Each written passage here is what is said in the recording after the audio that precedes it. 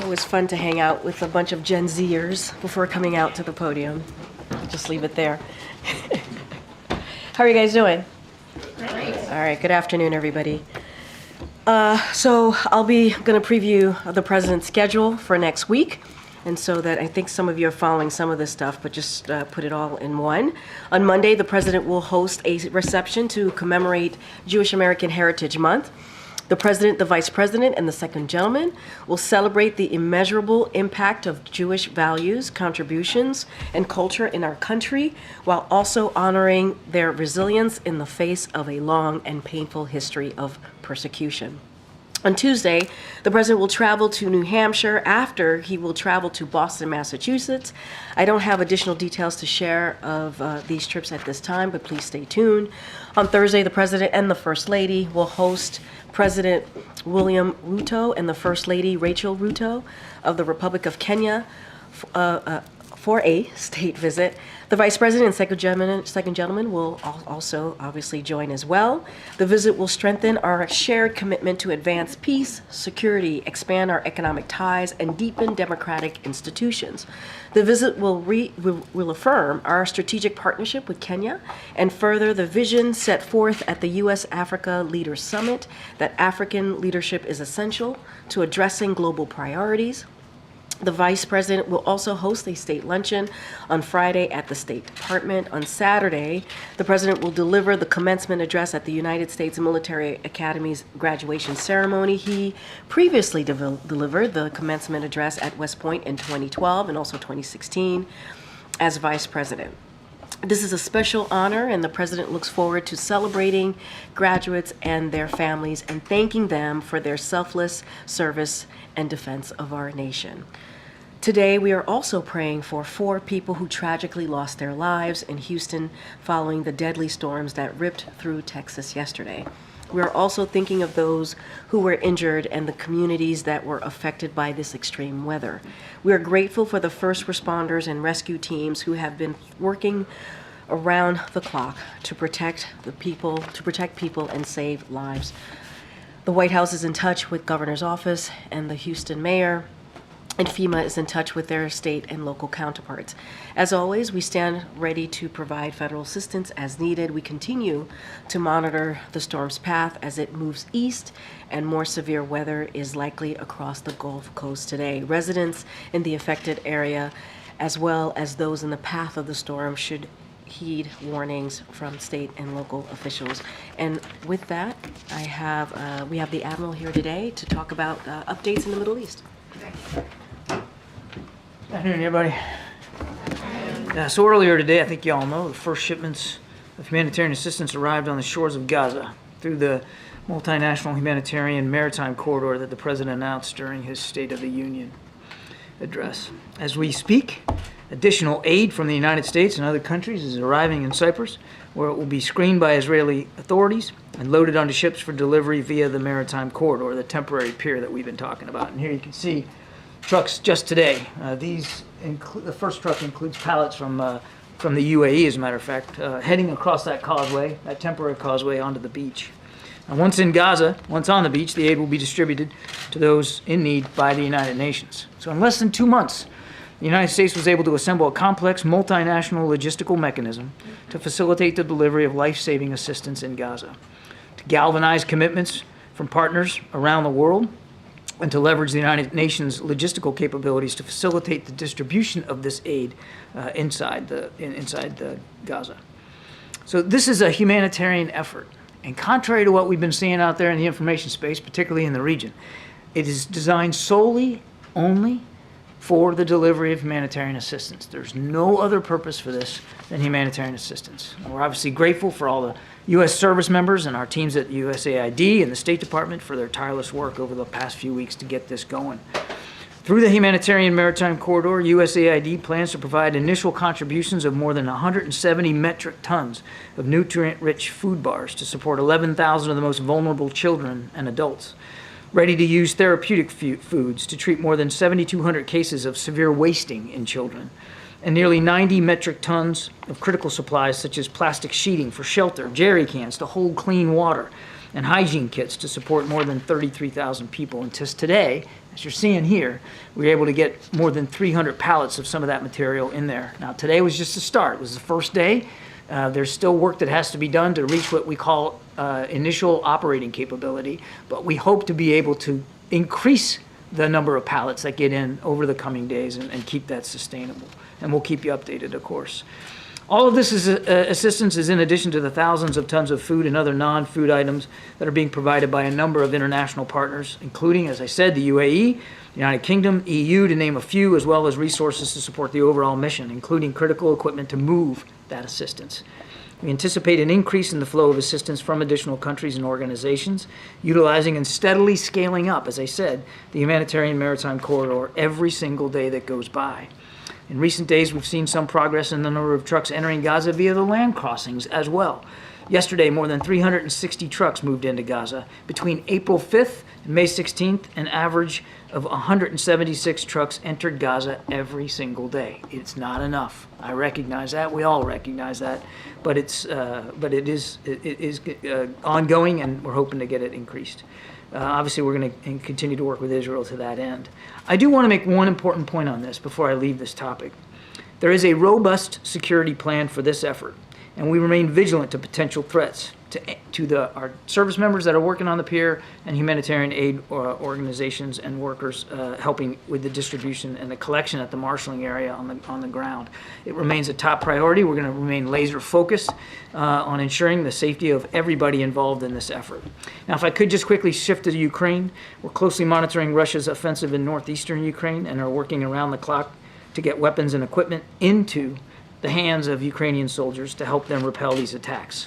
Soon after the president signed the National Security Supplemental last month, he authorized 2 military aid packages under the Presidential Drawdown Authority, and late last month, the Department of Defense announced a $6 billion package through the Ukraine Security Assistance Initiative, which will be used to procure new equipment to strengthen Ukraine's defenses over the medium and long term. And then, of course, you saw Secretary Blinken in Kyiv this past week announced that the United States will provide an additional $2 billion aid package for Ukraine's defense under the Foreign Military Financing Program.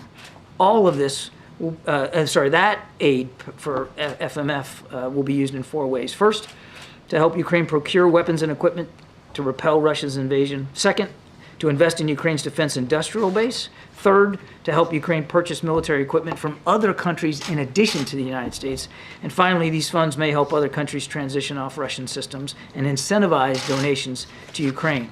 Now, just one last program announcement, and I promise I'll shut up. I can announce today that our National Security Advisor, Jake Sullivan, will travel to Saudi Arabia starting tomorrow. He'll be there to meet with Prime Minister and Crown Prince Mohammed bin Salman to discuss bilateral and regional matters, including the war in Gaza, of course, and ongoing efforts to achieve a lasting peace and security in the region. On Sunday, the next day, Mr. Sullivan will travel to Israel to meet with senior Israeli officials, including Prime Minister Netanyahu, to discuss, of course, the war in Gaza, including ongoing negotiations to secure the release of all the hostages, address the humanitarian crisis, and our shared objective for the enduring defeat of Hamas through both military pressure and a political plan. Thanks, Karine. Thanks, Admiral. I wanted to ask you about the 3 hostages whose bodies were recovered in Gaza. Was the U.S. given any details, particularly about where they were recovered and how they were recovered? It's just horrible news, and our hearts go out to the families who are having to deal with this terrible news. I don't have any information that we knew ahead of time or that we had any more. We have had, since the bodies have been recovered, any additional information or context from the Israelis on this. Okay. The 5 American hostages who are still unaccounted for, Correct. Is there any new intelligence about their whereabouts or their potential well-being? Sadly, no. We don't have any information that that leads us to a conclusion that they're no longer alive, but we just don't have any additional context whatsoever. Just on a separate topic, very quickly, what was your reaction to seeing Russian President Putin and Chinese President Xi exchanging hugs? Exchanging hugs? Well, that's nice for them. Look, you have 2 countries here, leaders of 2 countries that clearly are acting in various ways around the world inimical to our national security interests, to the interests of many of our allies and partners. No surprise that these two leaders continue to try to develop this burgeoning relationship. But they're also two leaders that don't have a long history of working together, and officials in both governments that aren't necessarily all that trustful of the other. What they have in common is a desire to challenge the international rules-based order, challenge the network of alliances and partnerships that the United States enjoys and which President Biden has strengthened in his time in office, and to try to look for ways to bolster each other's national security interests as well. So we didn't see anything coming out of this meeting that we were necessarily surprised by. I wouldn't go so far as to say we weren't concerned about this relationship and where it's going. Of course we are, and we're watching it closely. But I'd leave it at that. Did you think that was a purposeful show of public display to send any kind of message to the U.S. or otherwise? Oh man, I'm not good at talking about personal human bodily affection one way or the other. So I think I'll leave it to these two gents to talk about why they thought it was good to hug one another. I'll just tell you that we take seriously the challenges that both countries represent, and we take seriously this burgeoning relationship between the two of them. That said, in Ukraine specifically, we haven't seen President Xi rush to the effort to assist the Russian armed forces and provide lethal capabilities. We are deeply concerned and have said so. I think Karine mentioned it yesterday about some of these Chinese companies that are providing microelectronics and components for Russia's defensive weapon systems. That's a problem, and we've raised that with the Chinese as well. Good, darling.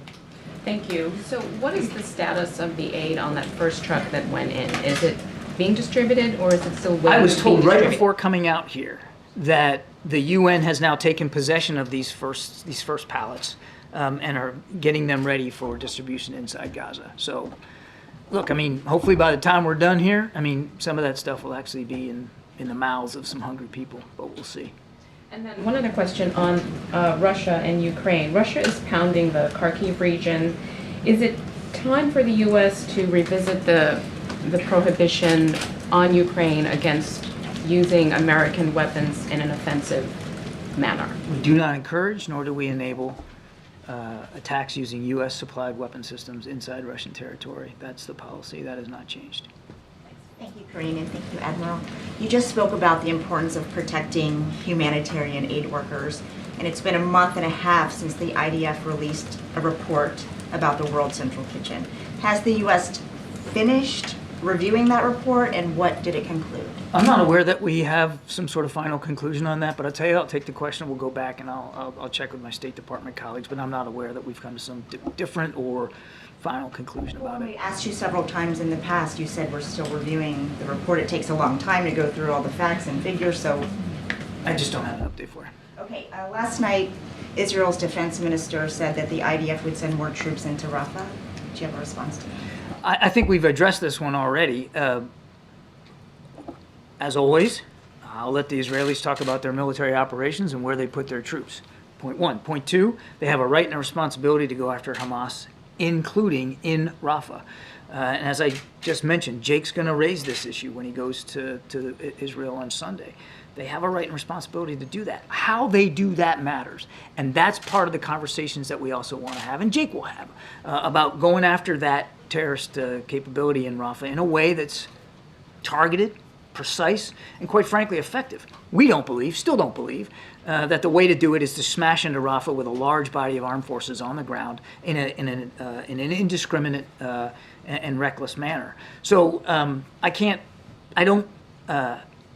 not dodging the question. I don't know the context with which Minister Gallant said that. I can just tell you that nothing's changed about our view that we don't support a major ground operation or a large operation in Rafah. That would put now it's about 1 million people at greater risk. Yeah. Thank you. As you know, President has focused a lot on democracy, promoting democracy globally in his 3.5 years. What is President's thoughts on the elections that are happening in India right now? Around 900 million voters going out to 1 million polling booths.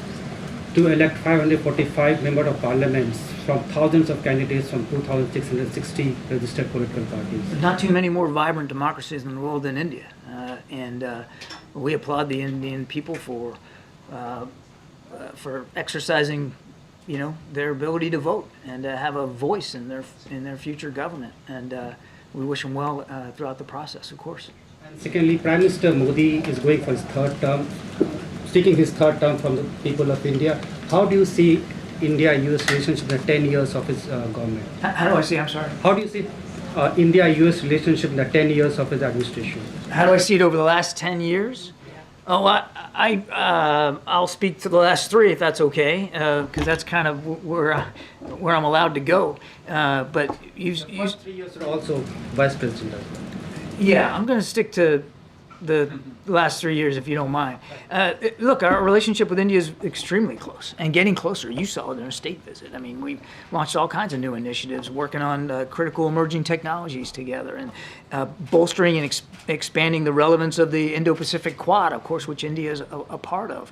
And then just the people-to-people exchanges and the military cooperation that we share with India. So, I mean, it's a very vibrant, very active partnership, and we're grateful for Prime Minister Modi's leadership. One final one. You spoke about Quad. Does the president really believes that the 2 of his Quad partners, India and Japan, are xenophobic? I mean, look, I think Karine already dealt with this one. I mean, the president was making a broader point here about the vibrancy of our own democracy here in the United States and how inclusive and participatory it is. Thank you. That was not easy to say. Thanks, Admiral.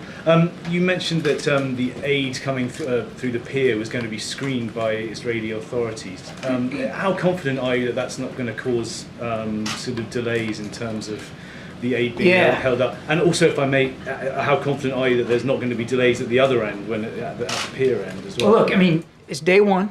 And as I just said, we've got indications here just before I came on out here that some of that aid was already moving into Gaza. That's pretty impressive for day one, just day one. The inspections are actually happening in Cyprus. And that's a really important component of this modular system that we've constructed here. So the inspections are happening before the ships even leave Cyprus and move on down to the eastern coast. I'm sorry, the eastern med, off the coast of Gaza. So right now, it seems like a very good system in place, but again, it's day one, so we'll take a look and see how it goes. Inspections being done in tandem with anyone else, such as the United States? The IDF is responsible for the inspection regime in Cyprus, and as I said, on this first day, it worked well. On Jake Sullivan's travel this weekend, did the U.S. government receive any assurances from Israel that it wouldn't expand its Rafah operation while he's there? I'll just say, without getting into our diplomatic conversations, we've said this before, that we're going to continue to talk to the Israelis about alternatives to major ground operations in Rafah. That is not what they're conducting right now. And they have assured us that they are willing to continue to have those discussions with us before they make any major decisions. And I'll leave it at that. Can you share an update on the American doctors in Gaza who are trying to get out of there, and what your understanding is, what the U.S. government assessment is of the holdup? There's no holdup. They're out. There was 20 American doctors. 17 are out now. Came out today, and all 17 of this they wanted to leave. I won't speak for the other 3, but I can assure you that any of them that wanted to leave are out now. And then just finally, you referenced the security plan for the port and the pier. Secretary Austin, a couple of weeks ago, before it was operational, said his understanding was that if U.S. troops were fired upon, that they may fire back. Is that still your understanding of what would happen here? 100%. Thank you, Karine. Thank you, Admiral. When it comes to those bodies that were recovered, the 3 hostages, what impact does that have on the current ceasefire negotiations? Does it set those talks back? I don't think we can say that right now. First of all, our focus, and I'm sure our Israeli counterparts' focus too, is on the families who are getting this horrible news. As you know, the talks didn't go anywhere last week. Unfortunately, we just didn't get to a successful conclusion. One of the things that Jake wants to cover when he goes over back to the region is to see what we can do to keep those talks going and get some kind of resolution here. But I don't think it's difficult to see how this grim news today is going to have a major effect on the hostage deal negotiations. We really want to get this done so that we can get 6 weeks of a ceasefire that can maybe lead to something more enduring. And part of that ceasefire deal is the release of hostages. I know you said you don't know how many Americans are still alive, but is there a broad assessment of how many hostages overall are still alive? I would refer you to the Israelis for an exact number. I know it's north of 100. I've seen estimates of maybe 130 total. Not all of them. We don't believe all of them are alive. We don't know exactly what the breakdown is. And of course, Rafah is going to be a big point of discussion when Sullivan is in the region. Can you just talk about the impact that the president's withholding of those 2,000-pound bombs have had on the relationship and Israeli decision-making when it comes to what we're seeing in Rafah right now? It's not a withholding. Just there was a pause put in place on a shipment of 2,000-pound bombs, and that pause is still in place. I would remind you that other aid, other weapons and capabilities from the United States continues to flow to Israel. They are not left defenseless. And they also have, without getting into specifics, they have inventories of existing, like similar capabilities that they already had available to them. I won't speak to their operations, but I think you can just discern from news coverage alone that they continue to conduct operations in Rafah and elsewhere in Gaza. So you're saying they already have inventories of the 2,000? I'm just saying they have existing inventories of capabilities, and more capabilities continue to go. I won't get into the details of that for their own operational security. But I guess I didn't really answer your question, though, on decision-making. I think, well, I don't think, we know that they know what our concerns are with respect to Rafah and how they go into Rafah and what that looks like. And again, Jake's going to go over this weekend, and he'll reiterate those same points. John, you had the assassination attempt on the Slovakian leader this week. What is the level of concern that this could be an indicator of instability in Europe? You have European Union elections coming up in June. There have been some attacks on German politicians that we've seen. How much is this a worry of the administration across the world? It's too soon to know whether you're seeing some kind of a trend here, a wave of violent activity or intent with respect to political stability in Europe. But obviously we're watching this real closely. Certainly we're glad to hear that the Prime Minister survived the attack and is on the mend. We wish him a speedy recovery. Thanks, Karine. Admiral, back to Ukraine. Does the President hope to attend the Ukraine Peace Conference next month? I don't have anything on his schedule to speak to in that regard. I just wanted to ask about the Strategic Consultant Group status, when they will be meeting. Well, you got Is it National will be Security next week? Advisor going over this weekend. That's a pretty good level of meetings here. I don't have another one inside the SCG context to speak to today. We've had a couple live ones. We've had some virtual ones. I think that they'll continue. But the next consultation, if you will, is Jake's trip this weekend. John, just to follow up what you told me this morning, were there any conditions that Israelis imposed on certain items in this aid that will get into Gaza? Because in the past, they won't allow scissors, for example, wheelchairs, other items, or they just purely food? This is really focused, certainly today, and I think in the coming days, it's really going to be focused on food, nutrition. That's really the focus, and there's been no restrictions placed by the Israelis on that. Okay, And I want to add one more point. You reminded me that the Israelis, and the IDF in particular, have been enormously helpful and supportive of this effort, this temporary pier, and their role on the beach and on the ground in supporting it. They've been very, very helpful, extremely cooperative. And the distribution, you just said that UN agencies going to be in charge. Does this include UNRWA? And second, will be any supervision by the IDF or in the steps of distribution, not just offloading of the pier? I want to be careful here because I don't want to violate operational security issues. As I said in my opening statement, the food will be distributed by the UN and other aid organizations. I'll let the UN speak to that, how they're going to do that. When you get the material ashore, it goes into what we would call a marshalling area. So it's a part of the beach where it can be placed safely until it can be then head out on trucks into Gaza. I would just say that there's an adequate security apparatus in place for that purpose, and I think I need to leave it at that. And finally, just one thing on the hostages. Any confirmation that actually reports indicating that the bodies that they recovered today, that the hostages were killed as far as December? They were not killed recently. I don't have that level of information. I don't know. Thank you, Karine. Hi, Admiral. Just quickly to follow up on the military pier, are U.S. troops guarding it on the ground? There is not on the ground. So, as I said in my opening statement, there are no U.S. service members in Gaza. There is a small U.S. military component on the pier itself.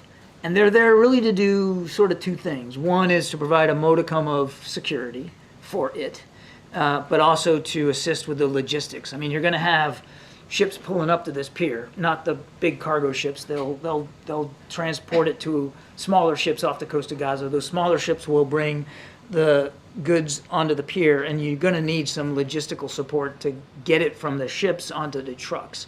So there's a small footprint of U.S. military on the pier, but they will not go into Gaza. How many, when you say small? I think I'm going to let the Pentagon speak to the numbers. I don't want to violate that, but it's not a huge number.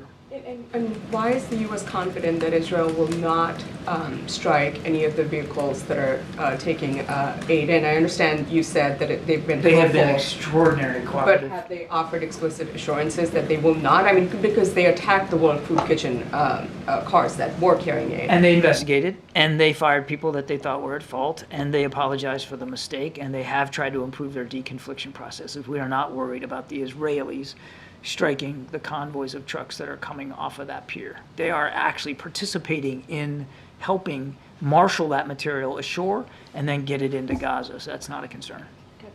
Thank you, Karine. So just to clarify, John, the Israelis and the American soldiers, the small footprint of American soldiers, will be working together to marshal these units. There is a small component of U.S. service members on the pier. There are no Israeli Defense Forces on the pier. So is there anything more that you can preview on President Ruto's visit next week, especially in terms of shoring up partnership against China's influence on the continent? We'll have more to say on the state visit as we get closer to it. Okay, and then just one more, and feel free if you want to take this one, Corinne. Many of those protests on campus have linked the Palestinian cause to activism of other global injustices, including racism against African Americans. And so you both have said often that the president understands the emotions behind these protests. But I was wondering specifically, as the president is ramping up his outreach to black voters, is he aware of and sensitive towards the black community and how they might see a common parallel of injustice between themselves and the Palestinians? Let me take this. Let's let the Admiral finish what he came to do, and then I'll take some. That's definitely not a question for me. Go ahead. We'll take a couple more. Go ahead. What is your current? The young lady. Oh, Yep. Thank you. John, you mentioned the U.S. providing some security. I thought the IDF was going to be providing the security, but is there a small component of U.S. forces that are also there providing some security? There's a small component of U.S. service members on the pier, as I said, that will be helping with force protection, of course. I mean, I'm not going to speak to the number. I'll let the Pentagon do that. And then there's still U.S. forces or U.S. troops offshore in addition to those on the pier. There's a Navy component. There's a Navy assistance in getting the material onto smaller vessels out further away from the pier, well off the coast, so that those smaller vessels then can transload the material onto the pier. I mean, you've seen the pictures of the piers. It's not practical to bring a big freighter cargo ship up against that thing. I mean, it's anchored to the seabed, but it's temporary. It's not, not concrete piles in there. So what we do is we take the stuff off the bigger ships, all well off the coast, put it on smaller U.S. Navy vessels. Those smaller U.S. Navy vessels will bring it into the pier and offload it so it can get onto trucks. And just overall, this area has been targeted before by a mortar attack. What is the administration trying to do to prevent and deter an attack from happening again, and what efforts are being done to protect those U.S. forces there? Part of my being up here today is a little bit of that, to make it clear what this is and what it's not. And there's been some bogus stuff out there in the information environment, particularly in the region, that this has some sort of military capacity or operational capacity for the IDF, and it just doesn't. It's nothing more than humanitarian assistance. And we've also passed that message back through the appropriate channels to Hamas so that they understand exactly what this is. And look, showing pictures, you all can get online and see what it is. I mean, we're making no secret about what this thing is and what it's not. Thanks, Karine. Admiral, I know this is day one, maybe closer to hour one of this pier initiative. But you know, even at full capacity, it'll only be a fraction of the amount of aid. Is the United States working on or negotiating, figuring out other methods of getting additional aid in via other avenues? Well, look, there's no better way to do it than the land crossings. There's just not. And before the war, there was 500 trucks going in a day over a course of different crossings, and we want to get back up to that level if we can. Now, that's a tall order, I get that, and we haven't been able to even get a sustainable 300 plus trucks in a day. But it's important that Rafah open immediately. Other crossings are open, but there's been challenges with getting some of that aid through those crossings, particularly protest activity on the Israeli side.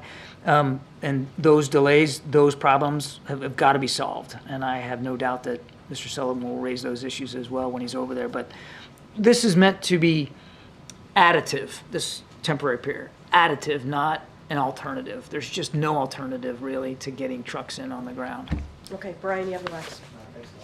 Hey, Admiral. I have a question about the death toll in Gaza. Does President Biden have confidence in the casualty numbers coming out of Gaza? The president watches this very, very closely, and you've heard him talk about the more than 30,000 people that have been killed, and he said the majority are women and children. He's also said that's unacceptable.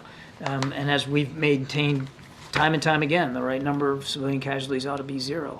But in terms of, you know, what specific number we're quoting or citing on any given day, I mean, we're doing the best we can working with the Israelis to ascertain the scope of the civilian suffering, but it's obviously immense. Has his confidence in the numbers coming out of Gaza increased since late October when he said he had no confidence in the numbers? You've heard the president talk about the numbers and talk about the concern. And the most important thing, aside from obviously how tragic that is what we're doing to alleviate and help improve conditions in Gaza, including through this temporary pier today. Thanks, everybody. All right, thanks, Admiral. Thank you. Thank you. All right. Okay, Darlene, I don't have anything else. Great, thank you. Does the president, who is a former chairman of the Senate Judiciary Committee, agree with the current chairman of the Senate Judiciary Committee that Justice Alito should recuse himself from 20 cases involving the 2020 election or January 6th because of the reporting of the upside-down flag flown outside of his house? So obviously we've seen the reporting, and I don't want to comment on the specific report, on that reporting. What I can say more broadly is that the president believes that the American flag is sacred. You've heard him say that. And is owed proper respect and honor of the brave men and women who have defended our country for generations, and we should be respecting that flag. We should be making sure that it is respected in that way. It is sacred. As for anything else, the conduct or recusing himself, that is something for the court to decide. I just don't have anything else to add, and just want to be very clear. The American flag is sacred. That is something that the president believes in, and you've heard me say this before at this podium many times. Can you give us a sense of how the president will use his time at Morehouse on Sunday? Will there be any news in the speech? Will it be more of a lofty, go forth and prosper kind of speech? Can you give us a sense of, without getting specific, because I know you don't want to get ahead of the president. I don't want to get ahead of the president, no. So look, he takes these commencement addresses incredibly seriously. He understands the importance of him being the president and obviously commander-in-chief when he speaks to the West Point graduates later this month.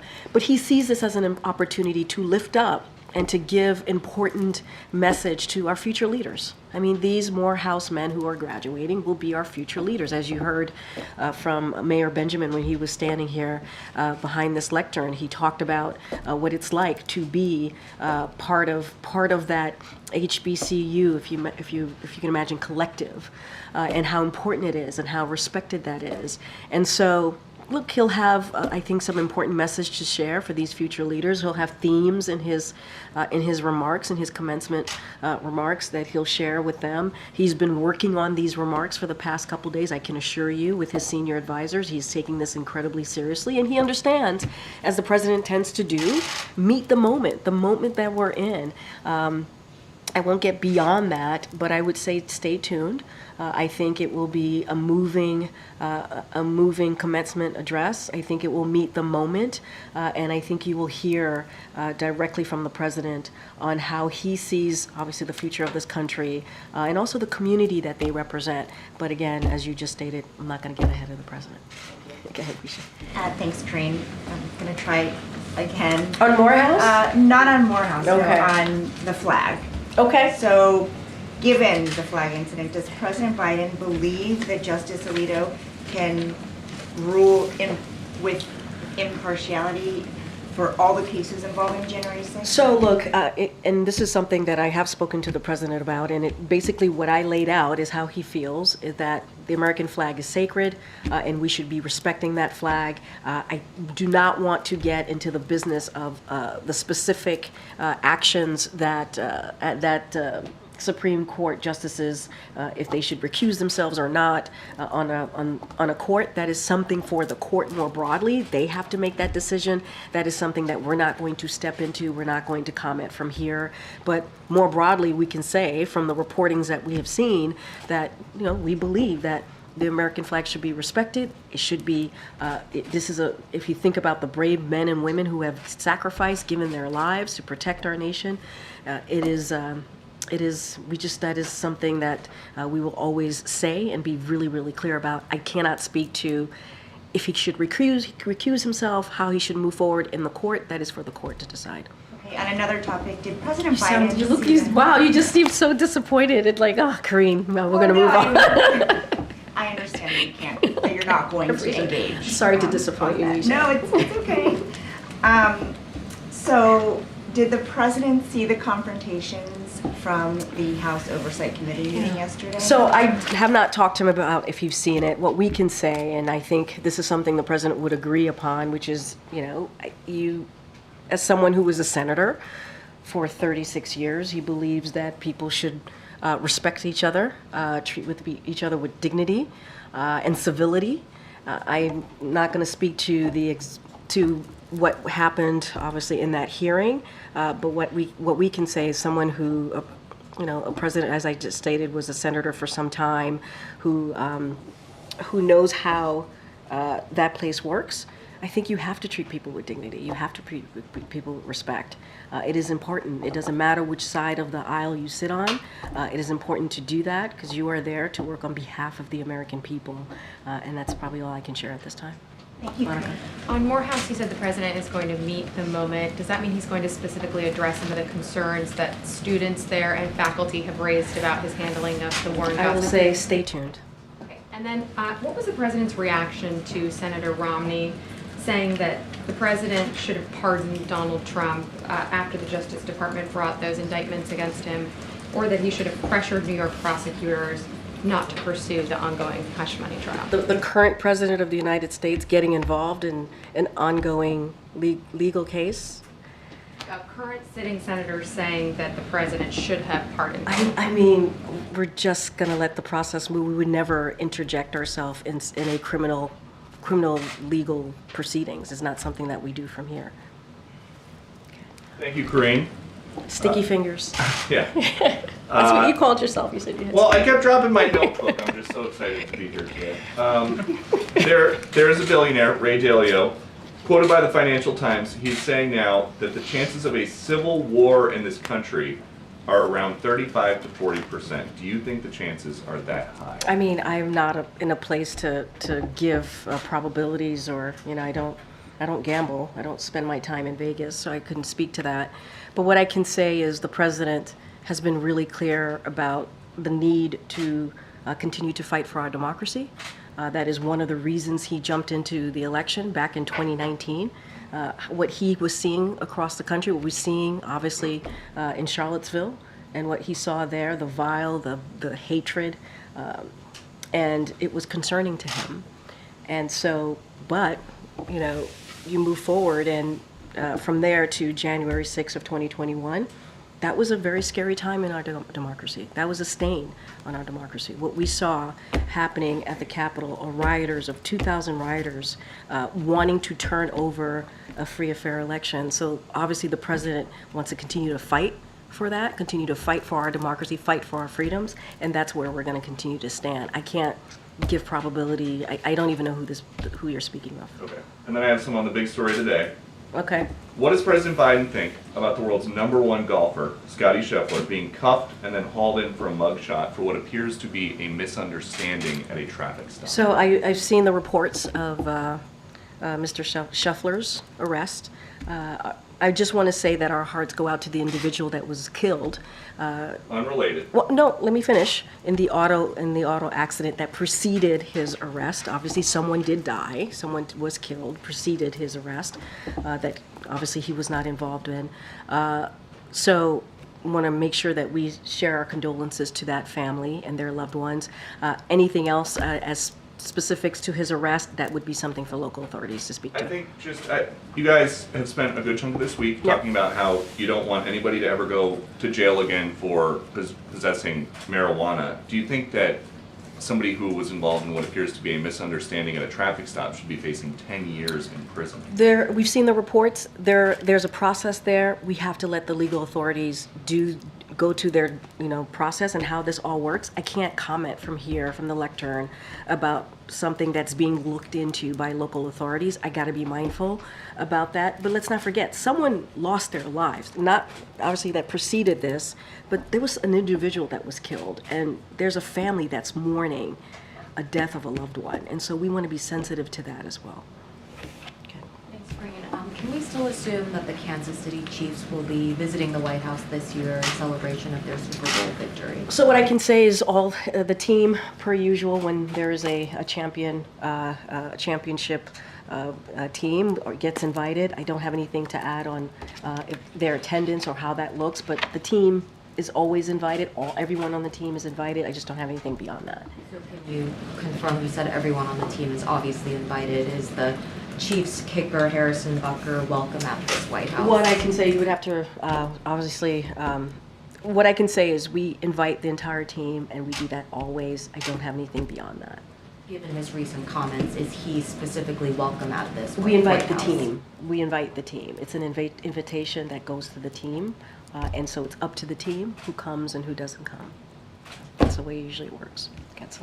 Thanks, Karine. Just going to take another stab at this. Which one? Which stab?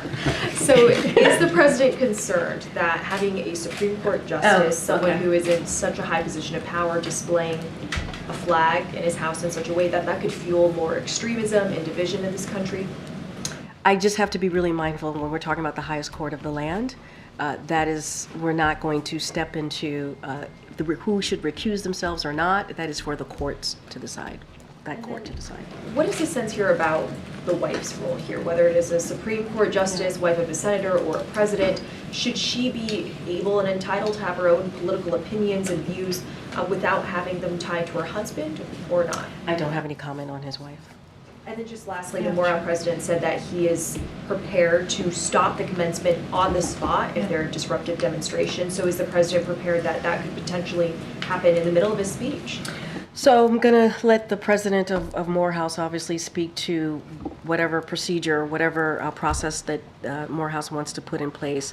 Look, I mean, just to step back for a second, the president's very much looking forward to Sunday. It is going to be an important moment for obviously the students who are graduating, the young men who are graduating, but also their families.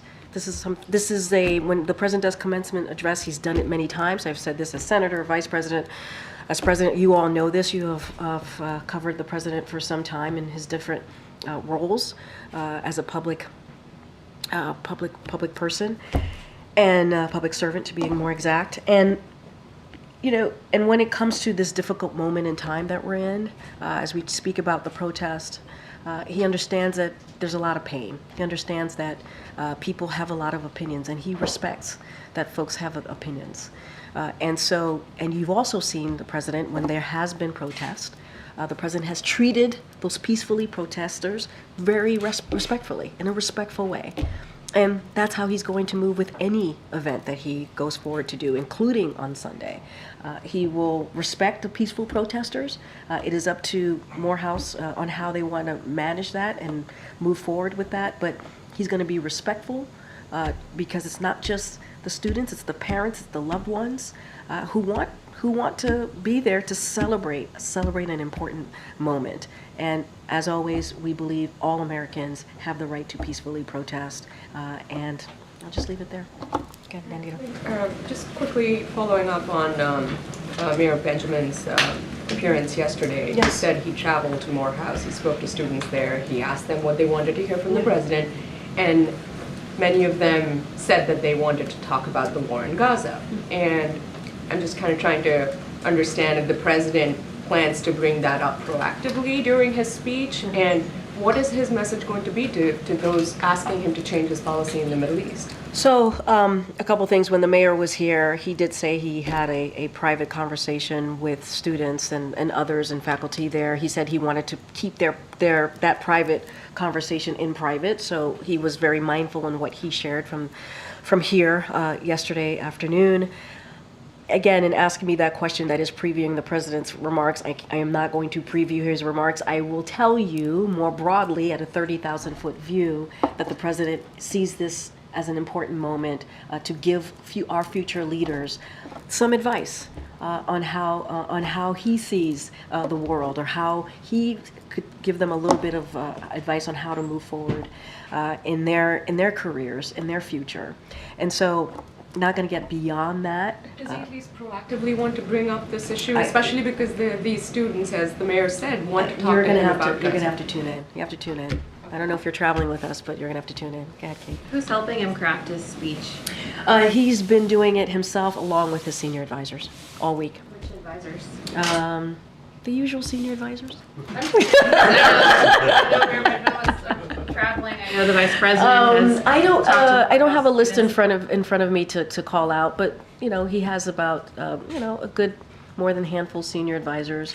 So you can imagine any one of them have been in the room with him, helping him craft this important speech that's happening on Sunday. But I just don't have a list of names. But it is his senior advisors, and he's been working on it every day. That I can assure you. For this week, he's working on it? Oh yeah. He's been diligently working on this and taking this very seriously, and wants to obviously hit the right tone, meet the moment. And earlier today at the museum, he said something interesting where he mentioned, as soon as I came to the office, I signed the American Rescue Plan, and I want to be political for a second because we're having problems. Not one Republican voted for it, not one. What did he mean by problems? Is it the message not breaking through? That, in your mind, do you think he was talking about not enough people know about this? That's an interesting catch. I did not catch that in his remarks. I don't know. I would have to ask the president. But what I will say is, and I think that I do remember this in his remarks, which is the American Rescue Plan. Not one Republican voted for it. It helped turn the economy around. It helped open school, helped start small businesses, and I think he sees it as such an important piece of legislation. The first one that he was able to sign into law that made a difference. And I do know that he believes there are Republicans out there in Congress who try to take credit for that really important piece of legislation, and he tends to call them out, as you've heard him do so. Some of them actually benefited from the American Rescue Plan, which he has been very, very diligent on calling that out. And it was an opportunity for them to be on the right side of history, and they were not. And so he tends to call that out. Anything beyond that, I don't have any specifics or detail into that. Okay. Yeah, does the president plan to meet with any of the Morehouse students while he's down there, in addition to giving the speech? So we'll have more to share as we get closer to Sunday. I don't have anything for you at this time beyond that. Okay. Yeah, I wanted to kind of follow up on Yeah. that. A lot of the messages to Black Americans that Biden is doing over the next couple days are at them. A speech at Morehouse, the speech at the museum, the speech in Detroit. I wonder if you can give any, sense of whether that information flows both ways. Is he asking questions? Are the Divine Nine, saying this is what we would like to see from your presidency going forward? Yeah. Listening as opposed to speaking. I know you're saying at them. We don't see it at them. I think the president shows up in front of a crowd in front of a community, and talks about how he's been working on their behalf, working to deliver for that community or for all Americans. I think that's important. I think people want to hear from the president. They want to hear what is it that he has to say, whether it's about the economy, healthcare, whatever issues that's important to them. And I think the fact that the president shows up at the African American Museum is important. The fact that the president, is here, is talking to the Divine Nine, I think it's also very important. Going to Morehouse, we're talking about young men who are going to their careers, and they get to hear from the President of the United States. That's actually important, I think, for them to hear from the president. So the at them, I think, is kind of a little harsh there. I think it's the president showing up and sharing and being very clear about what he has done as their president to deliver. And I think to the heart of your question, the president also loves to hear from people. He does. He loves to hear from what they have to say, what they have to offer. He's going to do that with the Divine Nine. He did that yesterday with the different plaintiffs of Brown v. Board. He does that very often, continuously. And I think it is important for him. The best advice, the best, best feedback that he gets is from everyday people. Americans who are out there who are living the life, are living the lives that he's trying to improve. So he's very much open to that. Okay, Franco. I wanted to ask about the background checks that are going to go into effect next week on background checks. There's a number of lawsuits from state attorney generals against them, Second Amendment. Which background checks are you? The gun background checks, they were announced earlier this spring, licensing of private gun sales. So, okay, I think that's more for the Department of Justice. I don't have anything specifics on how that's going to work or the process of that. I would have to refer you to the Department of Justice. Don't have anything in detail for you at this time. Okay. Since the announcement of the U.S. tariffs on China earlier this week, we've heard from the international community, including IMF and WTO and others, that are expressing concerns about the impact of these tariffs on the global economy. And I understand we heard from NSC Director Brainerd yesterday about the case she's making for how underpriced exports have hurt the U.S. economy specifically. But does the administration have any case to be made for how this is going to help the global economy in addition to the U.S. economy? So just a couple of things. Look, he took this action, the president did, obviously earlier this week when we made the announcement on Tuesday, to make sure there was a level playing field, because he knows that Americans can outcompete anyone just as long as that competition is fair, right? And that you heard us say that over and over again. You heard that from the Ambassador Tai, but China hasn't been playing by the rules. It's just a fact. Their unfair policies undermine the global trade, not just us, Americans, American businesses and companies, but global trade more broadly. And so certainly we're not alone in voicing those concerns about China's unfair trade policies and taking action to address them. We're not the only ones who have said anything about that, spoken about it, or taken actions. A number of advanced and emerging economies have also expressed concerns. Their industries also face damage from China's overcapacity. And so the president is going to continue, as he does always, to work with our allies to join forces to outcompete China, and rather than undermining our alliances, threatening jobs and increasing costs for families by $1,500 with universal 10% tariffs. And so we are going to remain an open economy, the United States.